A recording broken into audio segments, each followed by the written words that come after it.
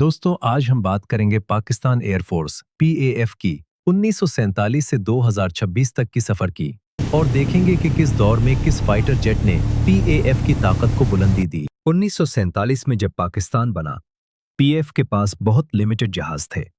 शुरुआती दौर में हॉकर टेम्पस्टर और सुपर मरीन स्विफ्ट फायर जहाज इस्तेमाल हुए, जो वर्ल्ड वॉर II के मशहूर फाइटर थे। लेकिन जल्द ही पीएएफ ने अपनी ताकत बढ़ानी शुरू कर दी और 1950 की दहाई के आखिरी दौर में पीएएफ ने एक बड़ा स्टेप लिया।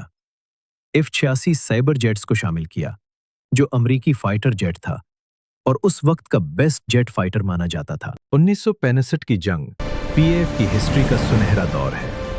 इस जंग में F-86 सीबर ने हैरानकुन करामात दिखाए।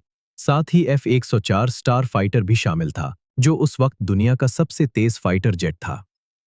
पीएएफ के पायलट जैसे MM आलम ने सीबर पर ही रिकॉर्ड तोड़ के एक ही मिशन में 5 दुश्मन के जहाज गिर दिए। 1971 की जंग तक पीएएफ ने शनयोंग F-6 भी शामिल कर लिया था, जो चाइनीज मैग-19 का कॉपी था। ये जहाज भी इस जंग का हिस्सा रहा। 1980 के दशक में अमेरिका ने एक बार फिर जेट्स दिए। इस दौर में पीएएफ ने F-16 फाइटिंग फैल्कन को शामिल किया। ये जेट अपने टाइम की सुपर पावर थी। F-16 ने पीएएफ को एक नया बल दिया। इसी दौर में डसाल्ट मिराज 3 और मिराज 5 भी पीएएफ का हिस्सा थे, जो फ्रांस से लाए गए थे। मिराज तो आज तक किसी न किसी वर्जन में पीएएफ में मौजूद है। 1990 की दहाई में पीएएफ ने अपनी कुदरत बनाने की तरफ भी ध्यान दिया और K-8 काराकोरम ट्रेनर जेट को चाइना के साथ मिलकर बनाया। 2000 का नया दौर आते ही पीएएफ ने एक बड़ा फैसला किया, अपना खुद का लड़ाका फाइटर जेट बनाने का। ये था JF-17 थंडर, जो पाकिस्तान और चाइना का जॉइंट वेंचर था। 2007 में JF-17 ऑफिशियली पीएएफ में शामिल हुआ। ये जेट पुराना F-16 का रिप्लेसमेंट बन गया और बहुत सारी मॉडर्न मिसाइल्स और रेडार से लैस हुआ।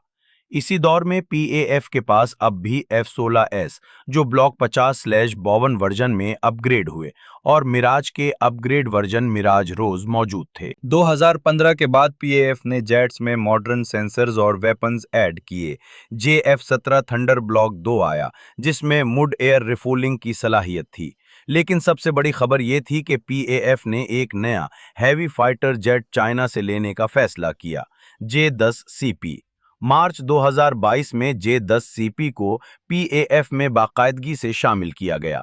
ये जेट F-16 के मुकाबले का फाइटर है, जिसमें एडवांस्ड ESEA रेंदर है, जो पीएएफ की एयर सुपीरियरिटी को आगे ले गया। अगर 2026 तक देखा जाए तो पीएएफ का फ्यूचर स्ट्रेटेजी कुछ यूं है।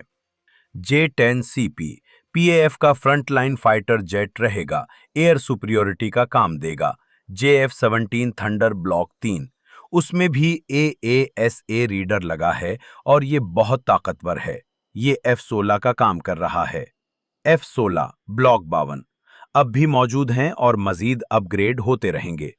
5वीं जनरेशन जेट 2026 तक पाकिस्तान का कोशिश है कि AZM प्रोजेक्ट के अंडर 5वीं जनरेशन जेट स्टेल्थ फाइटर का पहला प्रोटोटाइप तैयार हो। लेकिन ऑपरेशनली अभी JF-17 और J-10 ही असली ताकत हैं। पीएएफ ने टेम्पेस्ट से लेकर सीबर, फिर मिराज, F-16 और अब JF-17 और J-10 तक का सफर तय किया है। 2026 तक पीएएफ 4.5 जनरेशन फाइटर्स पर फोकस कर रहा है।